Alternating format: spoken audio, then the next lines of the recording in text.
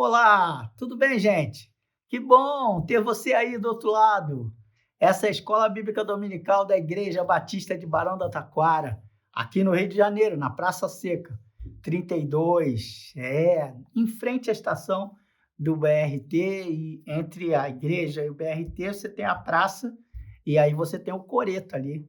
É fácil agora você chegar aqui à igreja, tem lugar para você estacionar. Se você vier aqui, pode me procurar. Eu gosto, eu tenho prazer em falar com vocês. Eu sou real, ainda que seja virtual aí, eu sou uma pessoa de carne e osso, mais carne do que osso, mas é uma pessoa normal, como qualquer um de nós. Então, nós estamos estudando essa revista que vai tratar da Epístola aos Hebreus, mas eu sempre gosto de destacar que o nosso foco aqui, já que é uma escola bíblica, a gente está ligado mais à Bíblia e a revista serve como referência para a gente entender um pouco o que diz o texto bíblico, ok? Então, como fiz na semana passada, eu vou continuar com vocês aqui na Bíblia de forma virtual. Mas antes de ler o texto bíblico, aqui é a minha Bíblia que eu estou mostrando para você. Não estou vendo recadinho de ninguém, não, é a minha Bíblia mesmo. Ó. Antes de ler o texto bíblico e orar, eu quero te pedir algumas coisas. Primeiro, eu quero que você mostre sua gratidão a Deus, porque tem essa ferramenta para ser utilizada naturalmente, que você dê seu like aí, mostre que você gostou e compartilhe esse vídeo com outras pessoas. Sabe por quê? Porque aí você vai estar não apenas dizendo para o YouTube, mas dizendo para si mesmo, eu estou compartilhando uma verdade da palavra de Deus. Também você pode fazer isso no final, mas se você não fizer agora, você vai esquecer lá no final. Então, eu estou sendo cutucado aqui para lembrar vocês que a gente está fazendo isso aqui para a glória de Deus, só para a glória de Deus e para ninguém mais. A honra não é minha, a honra não é da equipe que está gravando isso, a honra é única, exclusivamente de Deus. Aliás, a gente está estudando Hebreus, né? Que a gente fala que Cristo é mais do que a gente também, mas muito, muito mais. Hoje nós vamos estudar Hebreus capítulos 5 e 6, tá bom? Hebreus capítulos 5 e 6, vamos passear por todo o texto de Hebreus capítulos 5 e 6, e eu quero que você tenha a sua Bíblia aí, pode ser no smartphone, pode ser no iPad, onde você quiser aí. Você precisa ter a Bíblia no papel ou na sua mão. Você precisa ter acesso a ela. Mas também, se você estiver na rua e não tiver a Bíblia aí, não tem problema não. Mas depois você vai se comprometer comigo de procurar na Bíblia e ver se tem coerência o que eu estou falando com você. Estou te dizendo qual é a fonte e qual é o lugar de onde vou apresentar essas verdades para vocês. Mas vamos orar agora? Quero convidar você a pensar em Deus. E no fim a gente fala amém em nome de Jesus, porque é só pelo nome de Jesus que a gente tem acesso a Deus. Senhor, muito obrigado. Ó Deus, somos tão gratos a Ti pela Tua palavra. Que a Tua palavra, e só ela, fale aos nossos corações. Te pedimos assim, em nome de Jesus. Amém. Amém, amém, querido. Lembra-se da semana passada? Nós ficamos juntos semana passada e nós conversamos um pouco sobre 3 valores básicos. Aqui a gente está em Hebreus. Deixa eu colocar aqui Hebreus. A gente fez uma recordação. Eu não vou recordar porque hoje tem muito conteúdo e eu preciso correr com o tempo aqui. Eu tenho um tempo limitado. Mas semana passada a gente viu que precisamos ouvir, ouça, creia e descanse. E esse descanse, você viu que é um descanse em Deus e não descanse de ficar, não vou fazer nada, deixa quieto, não vou ficar só na boa, de boa. Não existe isso. A vida cristã e o evangelho é feito através do ouvir e não deixar sair pelo outro lado, ouvir a palavra, aprender a palavra, ela entrar em você, e o evangelho ser vivo em você e a partir de você.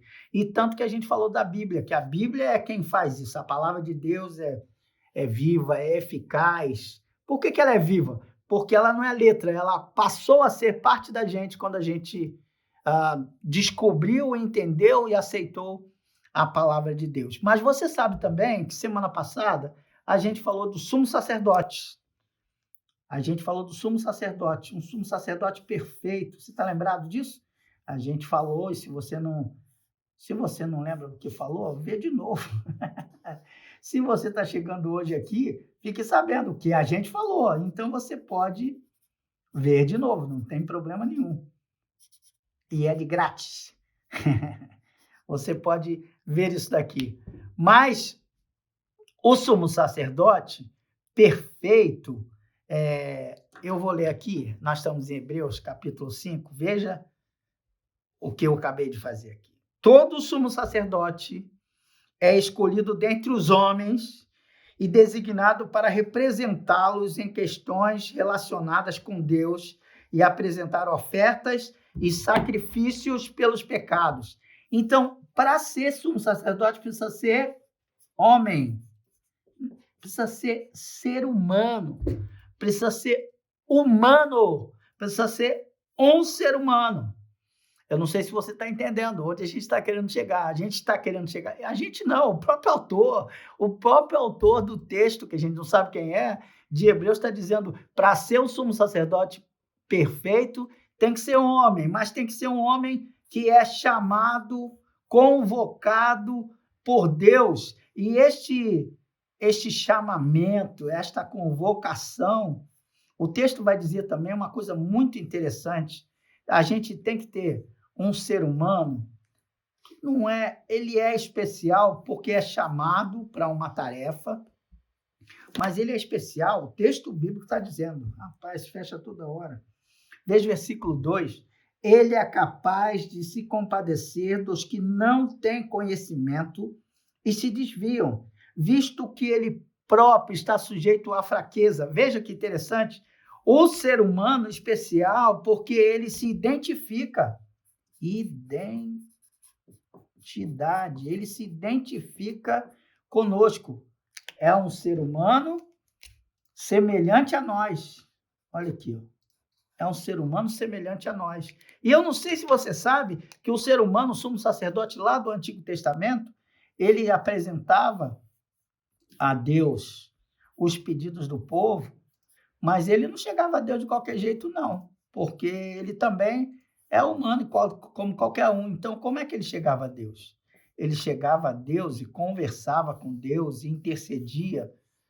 Deixa eu tentar explicar isso. Esse negócio de interceder é a pessoa que está no meio, tá? Jesus é o nosso grande sumo sacerdote e o intercessor. A gente tem Deus aqui, tem um ser humano aqui, e essa ligação é feita por Jesus.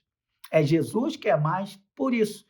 Pelo sumo sacerdote. Antigamente era Deus, o ser humano, mas no meio entre o ser humano e Deus tinha um sumo sacerdote. O sumo sacerdote, ele recebia, então, a identificação, os problemas, a gente falava com o sumo sacerdote, e o sumo sacerdote procurava se encontrar com Deus. Mas o que ele fazia para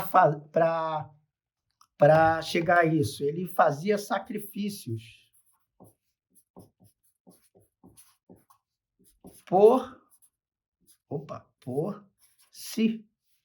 si mesmo, pela próprio sumo sacerdote. Vou ler aqui, o sumo sacerdote, Hebreus capítulo 5, versículo 3.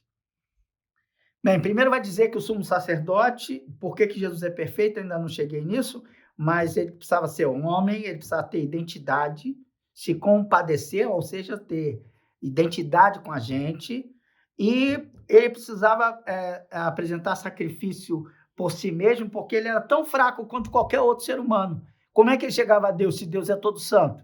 Só oferecendo sacrifícios por si. Veja lá o que diz o capítulo 5, verso 3. Por isso ele precisa oferecer sacrifício por seus próprios pecados, bem como pelos pecados do povo, porque ele estaria em contato com Deus, o Todo-Poderoso, o totalmente santo, o totalmente outro, diferente de todas as outras pessoas. E quem é que pode resolver o problema das pessoas, de todas as pessoas, o meu problema, o seu problema, o problema de todos os povos em todos os tempos? A gente precisa entender que quem resolve, o único que pode resolver esse problema aqui é quem é que faz com que você tenha acesso a Deus? Somente Cristo. Só por Cristo. Cristo é o Messias, é o prometido do Antigo Testamento. Deixa eu fazer isso aqui para que você também entenda o que eu quero expressar aqui. Então, um pouquinho de paciência. Acho que eu consegui.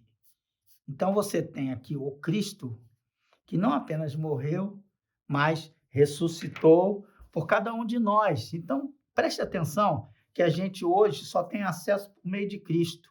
Se o autor de Hebreus vai dizer que precisa ser um homem, um ser humano, que precisa ter uma identidade, uma identificação conosco, e precisa fazer o sacrifício por si, por que Jesus é o sumo sacerdote perfeito? Olha comigo aqui. Jesus se fez homem. Jesus se fez homem naquele episódio que você conhece, que logo chega o fim de ano e todo mundo fala de novo, né? Jesus se fez homem. Jesus foi criança. Nasceu, naquele episódio que eu estou falando, é o Natal. Nasceu no Natal. E Jesus se identifica conosco, porque ele é homem e é Deus. Ele é Deus e também homem. Não tem problema botar o homem duas vezes aqui e Deus uma. Por quê?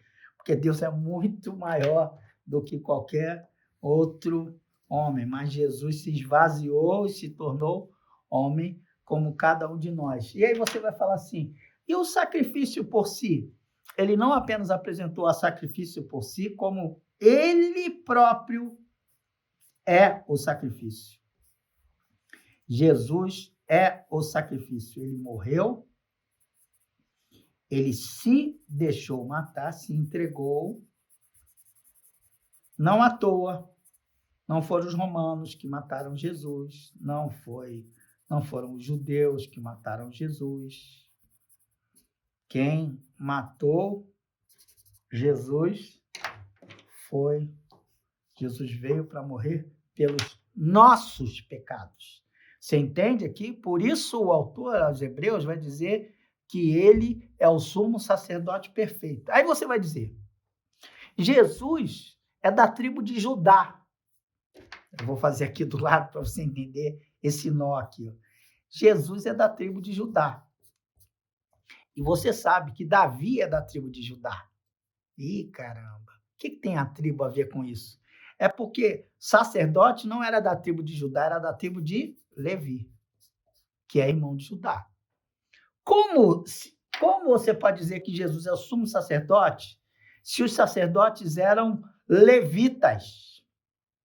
Os sacerdotes eram levitas. Esse homem aqui, especial, era um levita. Esse homem aqui era um levita.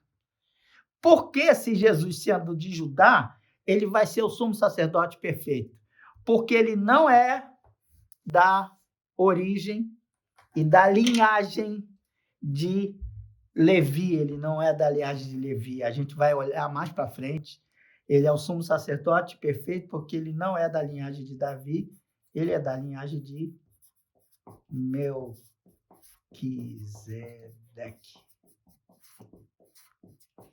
Ele é da linhagem desse cara aqui, que é antes da própria lei. Esse é o cara que Abraão entregou o seu dízimo. Lembra de Hebreus? De Abraão? Abraão entregou seus dízimos para o sacerdote Melquisedeque. Jesus, segundo o autor Hebreus, ele é dessa ordem e não da ordem de Levi. Ou seja, a ordem está separada, diferente da ordem levítica. Agora vai lá para o capítulo 6, que isso é interessante, que nós entendamos.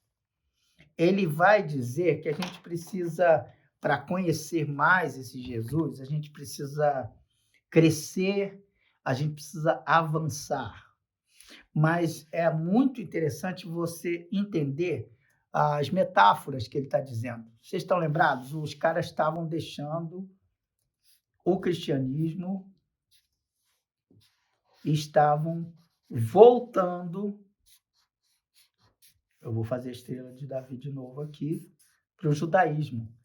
Esse era o movimento que eles estavam fazendo. E o autor Hebreus vai falar que não faz sentido. Por que não faz sentido? Porque Jesus é maior do que o judaísmo. Jesus é muito maior do que o judaísmo, Jesus é muito maior do que Moisés, Jesus é muito maior do que a lei, Jesus é muito maior do que os profetas, Jesus é muito maior do que os anjos, Jesus é mais, Cristo é mais. Cristo é mais do que tudo que existe à nossa volta. Agora eu quero que você entenda o argumento do autor de Hebreus. Ele vai, meu Deus, me ajude a comparar isso de forma clara para as pessoas. Ele vai dizer aí no texto que uma vez que nós fomos iluminados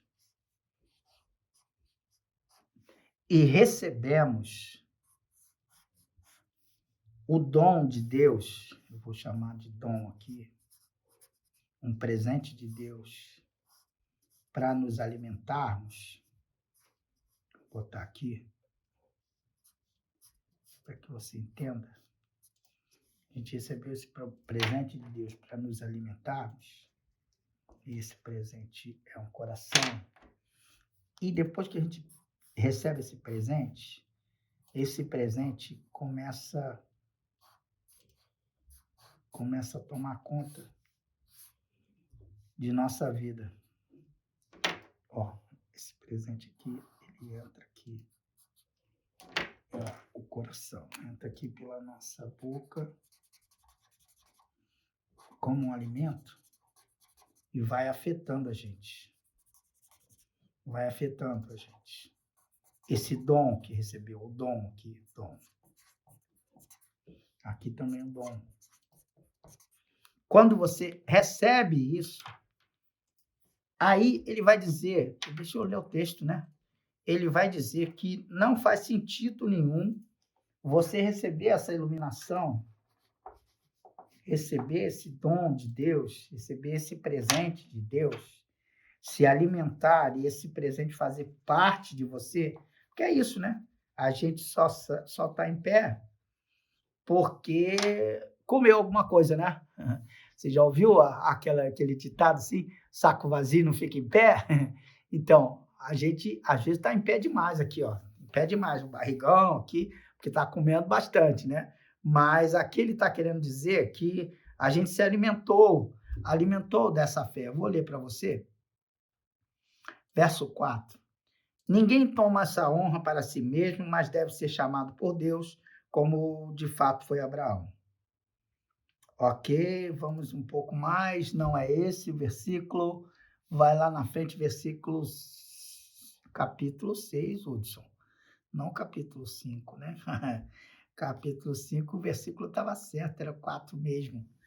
Olha aqui. Ora, para aqueles que uma vez foram iluminados e provaram do dom celestial, tornando-se participantes do Espírito Santo, ou seja, eu tenho o Espírito Santo dentro de mim, e experimentaram a bondade da palavra de Deus e os poderes da era que há de vir, e caíram. É impossível que sejam reconduzidos ao arrependimento, pois para si mesmos estão crucificando de novo o Filho de Deus, sujeitando-o à desonra pública. Então, isso aqui é uma alternativa que ele está falando, mas é uma possibilidade impossível. Isso aqui é uma doença, gente. Isso eu preciso que você entenda. Isso aqui que ele está mostrando é uma doença. Qual é a doença? A bulimia. O que é a bulimia? Você comer e colocar para fora o que você acabou de comer. Imagine você se alimentando, você tendo o melhor, você comendo farta e alegremente na comunhão dos outros. De repente você fala, não, essa comida eu não quero dentro de mim. Aí você vai lá e enfia o dedo na goela e bota para fora. O que o autor de Hebreus está falando? Ele está falando que perde a salvação? Não. Ele está falando, usando uma metáfora para ensinar que fala que isso aqui é uma possibilidade quase impossível, como diz o pastor Fausto Aguiar de Vasconcelos. Deixar a salvação é uma possibilidade quase impossível, porque é uma doença.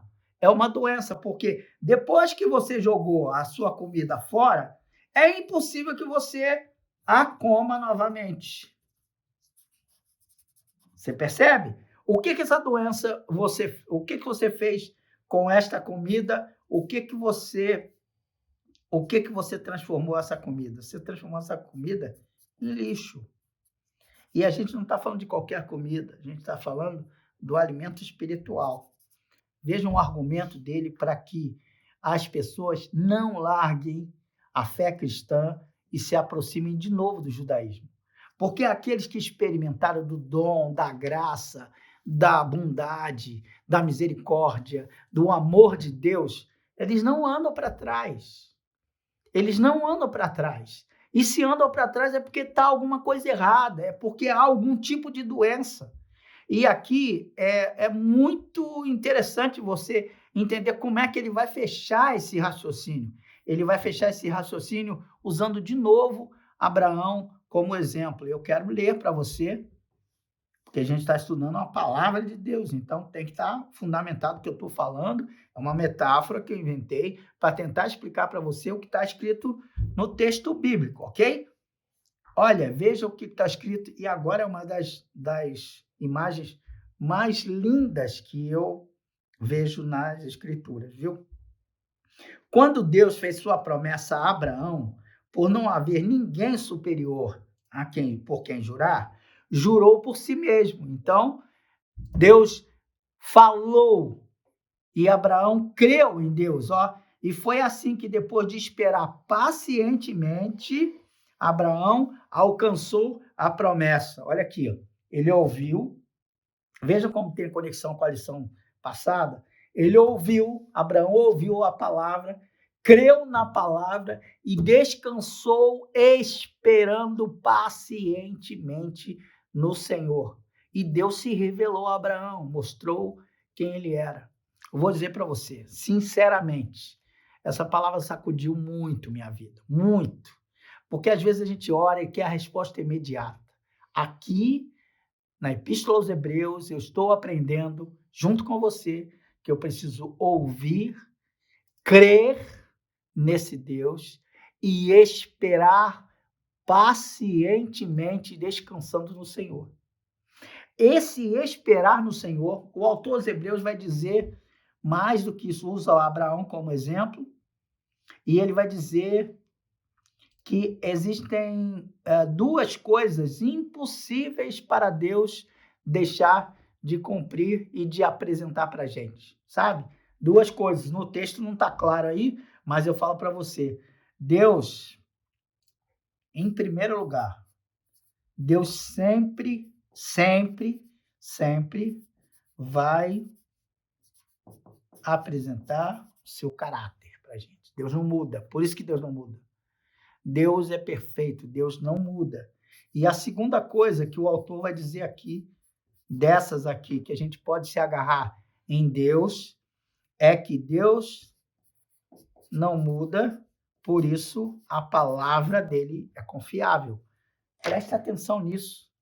Quando eu passar por dificuldade, quando eu passar por provação, quando eu enfrentar tentações, como aqueles primeiros irmãos lá que receberam esse texto passaram, eles ouviram: Deus continua sendo Deus. E a palavra de Deus continuará sempre sendo a palavra de Deus. Entende? Então é por isso que ele vai dizer essa coisa linda que está aqui, que eu falei para você, que gosto demais.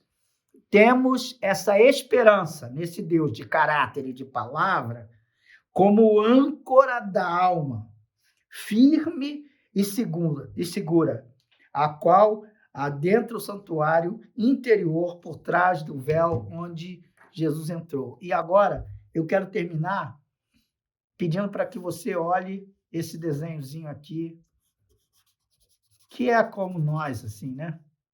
Temos muitas dificuldades, a gente às vezes passa por problemas, por angústias, mas a gente tem uma âncora. A gente tem uma âncora da alma. Essa âncora da alma, a gente pode crer sempre nela. A âncora da nossa alma tem que estar firme em Jesus. Então não importa se as tempestades balançam o barquinho para um lado, para o outro. O problema é onde você ancora essa esperança. Você ancora em alguém que tem esse caráter e faz a sua palavra cumprir, então você ancora a sua fé em Cristo. E é nisso que nós cremos. Nós cremos nesse Deus a quem nós ouvimos, a quem nós recebemos e nos alimentamos, de quem nós nos alimentamos, por isso a gente está na escola bíblica dominical, e a quem nos agarramos na hora da dificuldade. Porque a palavra é rica, e não este emaranhado de coisas ruins que eu boto para fora. Não, a palavra tem que crescer, multiplicar e fortalecer a minha fé em Jesus. Guarde isso, por favor, guarde isso. A sua fé e o seu amor, como dizia o velho hino, devem estar firmados no Senhor. Firmados no Senhor, a gente consegue muita coisa. Porque é só Ele que pode ajudar a gente no meio da tempestade, no meio do temporal. Por quê? Porque Ele é o sumo sacerdote, que se identifica conosco, com quem a gente pode falar e a quem a gente pode recorrer. A minha oração é que Deus te abençoe muito, que esta semana seja uma semana de vitória e confiado nesta palavra, na palavra de Deus, você vença as suas limitações e eu também vença as minhas. Tchau, Deus te abençoe.